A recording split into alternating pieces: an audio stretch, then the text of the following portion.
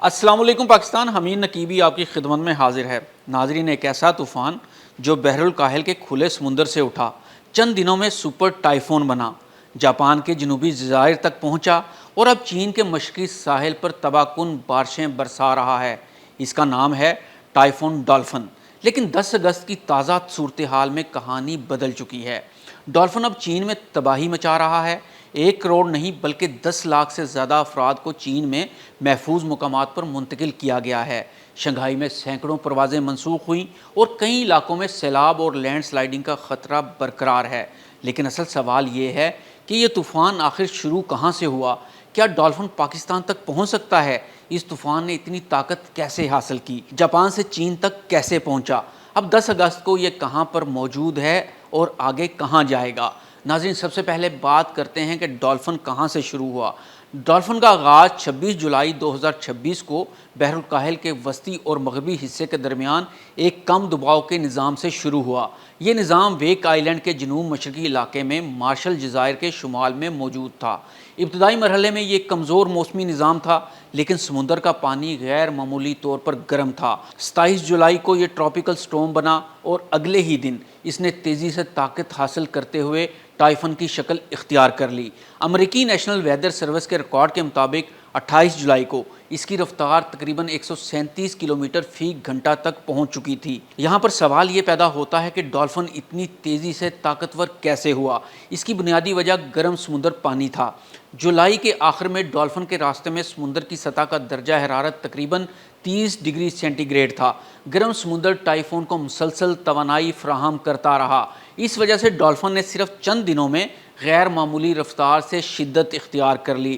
3 اگست تک اس کی زیادہ سے زیادہ مسلسل ہواؤں کی رفتار تقریباً 175 میل فی گھنٹہ یعنی 280 کلومیٹر فی گھنٹہ کے قریب پہنچ چکی تھی اور اس کا مرکزی دباؤ تقریباً 910 ملی بار تک گر گیا۔ اس مرحلے پر اسے سال 2026 کا 5واں کیٹیگری 5 کے برابر طاقتور سمندری طوفان قرار دیا گیا۔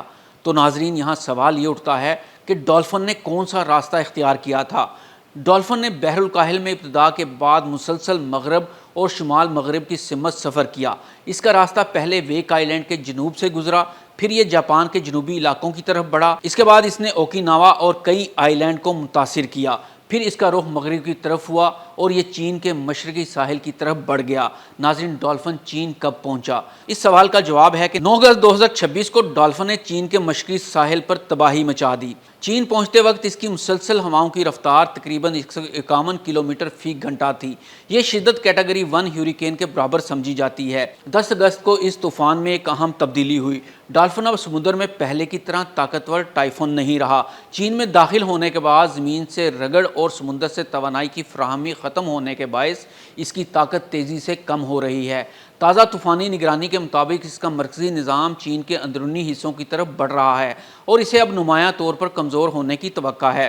لیکن اس کے ساتھ موجود نمی چین کے کئی علاقوں میں مزید بارشیں برسانے کا سبب بھی بن سکتی ہے۔ تو ناظرین، یہاں سوال یہ پیدا ہوتا ہے کہ اب ڈالفن آگے کہاں جائے گا؟ موجودہ صورتحال میں اس کا راستہ چین کے اندرونی علاقوں کی طرف ہی ہوگا۔ وہاں پہنچ کر اس کی گردش مزید کمزور ہوگی، لیکن اس کے ساتھ موجود نمی شمالی اور مشرقی چین کے مختلف علاقوں میں بارش جاری رکھ سکتی ہے۔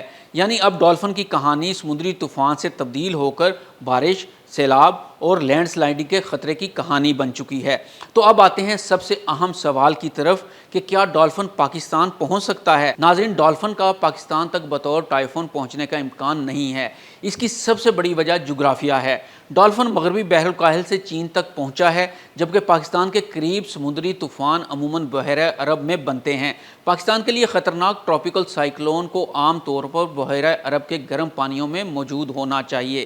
اس لیے اسے چین سے نکل کر دوبارہ ہزاروں کلومیٹر کا سفر کرتے ہوئے پھر سے ایسے گرم سمندر تک پہنچنا ہوگا جہاں وہ دوبارہ طاقت حاصل کر سکے۔ موجودہ موسمی راستہ اس امکان کی حمایت نہیں کرتا۔ تو کیا پھر پاکستان پر ڈالفن کا کوئی اثر نہیں ہوگا؟ براہ راست اثر کا خطرہ موجود نہیں ہے۔ یہ کہنا درست نہیں کہ ڈالفن پاکستان میں طوفان لے کر آئے گا۔ ہاں، ایک بڑے ٹراپیکل سسٹم کی باقی ماندہ بادل اور فضائی گردش دور دراز علاقوں کے موسمی نظام کو کسی حد تک متاثر کر سکتے ہیں، لیکن یہ اثر ڈالفن کے پاکستان پہنچنے کے برابر نہیں ہوتا۔ پاکستان کے لیے اثر خطرہ تب ہوگا جب بحیرہ عرب میں الگ سے کوئی کم دباؤ تشکیل پائے۔ اس لیے پاکستان میں موسم پر نظر رکھنے والے ڈالفن کی بجائے بحیرہ عرب اور خلیج بنگال میں بننے والے نئے موسمی نظام اہم ہوتے ہیں۔ ناظرین، اگر ویڈیو اچھی لگی ہو تو اسے شیئر ضرور کیجیے گا۔ حمید نقیبی کو اجازت دیجیے، اللہ حافظ۔